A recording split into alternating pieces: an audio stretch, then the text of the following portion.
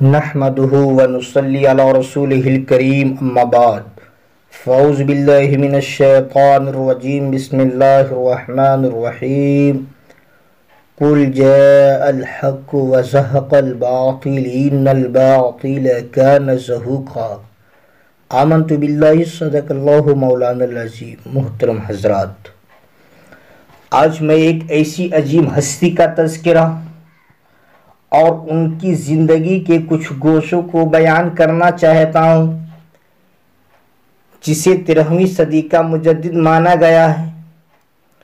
اسلام کے اس درویش باصفا مصلح اعظم کا نام احمد، لقب بدر الدین، کنیت ابو البرکات، منصب خزینۃ الرحمہ، مجدد الف ثانی، امام ربانی، محبوب سمدانی ہیں۔ آپ کا مذہب حنفی، مسلک نقش بندیہ۔ آپ کی رگوں میں اس مشہور فاتح اعظم کا خون تھا جس نے مختصر سی فوج اور بے سر و سامانی کے باوجود ظالم اور جابر بادشاہوں کو سرنگو کر دیا تھا۔ حضرت مجدد الف ثانی قدس سرہ کا نسب مبارک 27 واسطوں سے سیدنا امیر المؤمنین حضرت عمر فاروق اعظم رضی اللہ تعالیٰ عنہ سے جا ملتا ہے۔ آپ کی تاریخ ولادت شب جمعہ 14 شوال المکرم 917 ہجری مطابق 5 جون 1564 عیسوی ہے۔ مقام سرہند میں آپ کی ولادت ہوئی۔ آپ کی ولادت سے قبل ایک شب آپ کے والد ماجد شیخ عبدالاحد نے خواب دیکھا۔ ساری دنیا تاریک ہے، سور بندریچ لوگوں کو ہلاک کر رہے ہیں۔ یکایک آپ کے سینے سے ایک نور نکلا جس سے ایک تخت ظاہر ہوا جس پر ایک باوقار شخص بیٹھا ہوا ہے۔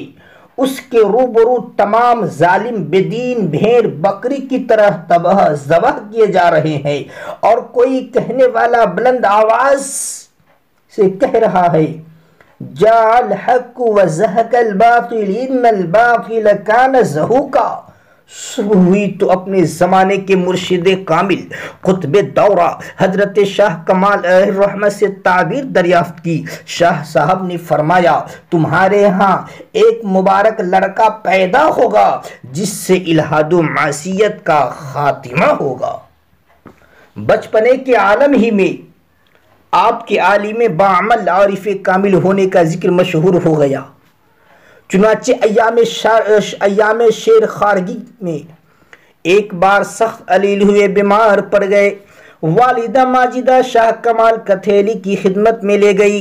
شاہ صاحب نے اپنی زبان مبارک آپ کے منہ میں دے دی جس سے وہ دیر تک چوستے رہے۔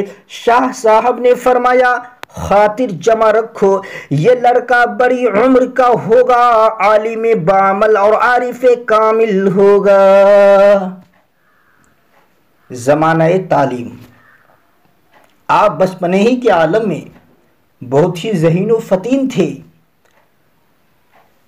سب سے پہلے قرآن مجید حفظ کیا، پھر مروجہ علوم کی کتابیں اپنے والد گرامی اور سرہند کے بعض نامور علماء سے پڑھی۔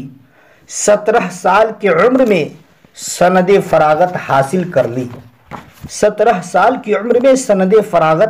کر لی۔ آپ سے بے شمار کشف و کرامات کا ظہور ہوا۔ چنانچہ ایک واقعہ ملاحظہ کیجیے۔ جس زمانے میں آپ اجمیر شریف میں رہ رہے تھے، آپ کا یہ معمول تھا کہ آپ رمضان المبارک میں 3 قرآن ختم کرتے۔ اس سال رمضان المبارک کا مہینہ شروع ہونے والا تھا۔ سخت دن رات بارش ہو رہی تھی۔ کیچڑ ہونے کی وجہ سے آپ اور آپ کے درویشوں کو مسجد میں آنے جانے میں سخت تکلیف ہوتی تھی۔ ایک روز آپ نے آسمان کی طرف نظر اٹھائی اور فرمایا، کیا اچھا ہوتا کہ ہم 3 قرآن ختم کر لیتے۔ یہ کہنا تھا کہ بارش رات کو تھم گئی اور آپ نے 27 رمضان المبارک تک 3 قرآن پاک کو مکمل کر لیا۔ پھر اس کے بعد جو بارش ہوئی تو گویا جو پہلے مشک کا دہانہ بند کر دیا گیا تھا اب کھول دیا گیا ہے۔ حضرت مجدد الفسانی قدس سرہ کے ایک عزیز کے یہاں اولاد تو ہوتی تھی لیکن بچپن ہی میں انتقال کر جاتی تھی، جس کی وجہ سے وہ پریشان رہتے تھے۔ اولاد ہوتی تھی، زندہ نہیں رہ پاتے تھے۔ ایک مرتبہ جب ان کے یہاں لڑکا پیدا ہوا، انہوں نے لڑکے کو حضرت کی خدمت میں پیش کیا اور عرض کیا، میں نے نظر مانی ہے اگر یہ لڑکا زندہ رہے اور بڑا ہو تو حضرت کی غلامی میں رہے گا۔ حضرت نے توجہ کے بعد فرمایا، اس کا نام عبدالحق رکھو، انشاءاللہ زندہ رہے گا اور عمر پائے گا۔ چنانچہ حضرت کے ارشاد کی برکت سے وہ لڑکا زندہ رہا۔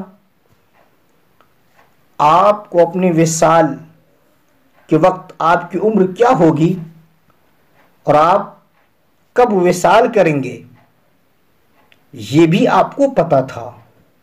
حضرت مجدد الفسانی قدس سرہ نے عید الاضحیٰ سن 1033 ہجری کی نماز کے بعد ایک مختصر سی تقریر میں فرمایا، لوگوں میں نے تمہیں پہلے ہی اطلاع دے دی ہے، میں قریب دنیا سے کوچ کرنے والا ہوں۔ آثار مجھے بتا رہے ہیں میری عمر بھی حضور انور کی سنت کے مطابق 63 سال ہوگی۔ اب 63واں سال شروع ہو چکا ہے، لہٰذا قریب تم لوگوں سے جدا ہو جاؤں گا اور اپنے مولا کا دیدار حاصل کروں گا۔ آخر وقت میں بھی آپ نماز باجماعت ادا فرماتے رہے۔ بالآخر بروز منگل بوقت چاشت 28 صفر 1034 ہجری مطابق 10 دسمبر 1634 عیسوی کو آپ کا وصال ہو گیا۔ آپ کی نماز جنازہ آپ کے فرزند خواجہ محمد سعید قدس سرہ نے پڑھائی اور بعد قدس سرہ نے پڑھائی۔ حضرت مجدد الفسانی قدس سرہ کے وصال کے دن آسمان کے چاروں طرف کنارے سرخ ہو گئے تھے، جیسا کہ شرح الصدور فی احوال الموتى والقبور میں حدیث شریف مذکور ہے۔ مومن کی موت پر آسمان و زمین روتے ہیں اور آسمان کا رونا اس کے کناروں کا سرخ ہو جانا ہے۔